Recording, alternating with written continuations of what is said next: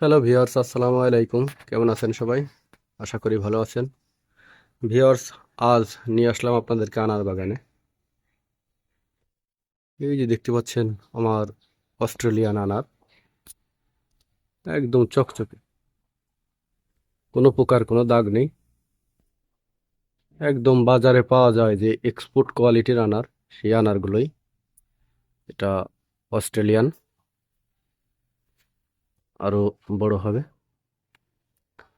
এই যে পাতার ফাঁকে দেখতে পাচ্ছেন আরও বেশ কিছু আনার রয়েছে, এগুলো অস্ট্রেলিয়ান, একসাথে দুইটা।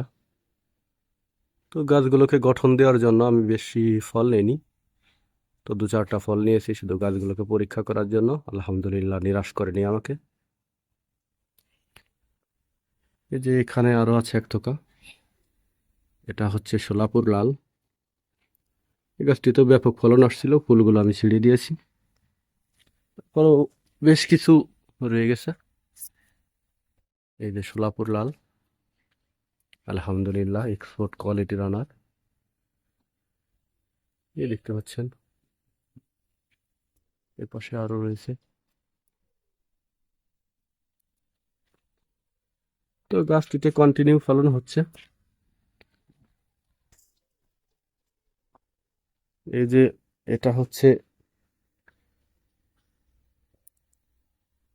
ফুলেও রাখতা, এখানে বেশ কিছু ফল সেট হয়েছে, এই যে দেখতে পাচ্ছেন ভিতর দিয়ে। এই যে এখানে আছে, এগুলা ফুলেও রাখতা। আলহামদুলিল্লাহ, সুন্দর কালার। এই যে ভিতরে দেখতে পাচ্ছেন এগুলা বিগ সাইজের। এগুলো আমি প্রথম ফলন নিয়েছি, যেন জাতগুলো সঠিক আছে কিনা সেটা পরীক্ষা করার জন্য। তো আলহামদুলিল্লাহ, জাতগুলো সঠিক। এখানে আছে, এই দেখতে পাচ্ছেন সর্বত্রই ছড়িয়ে ছিটিয়ে রয়েছে আনার, মাশাল্লাহ। তো গাইস, আজ সকালে এসে খুবই দুঃখজনক একটা বিষয় দেখলাম। এটা হচ্ছে প্রচুর পরিমাণে গাছটিতে এখনো ফ্লাওয়ারিং হচ্ছে, স্ত্রী ফুলে, যে স্ত্রী ফুলগুলো এগুলো ফলে পরিণত হবে, কিন্তু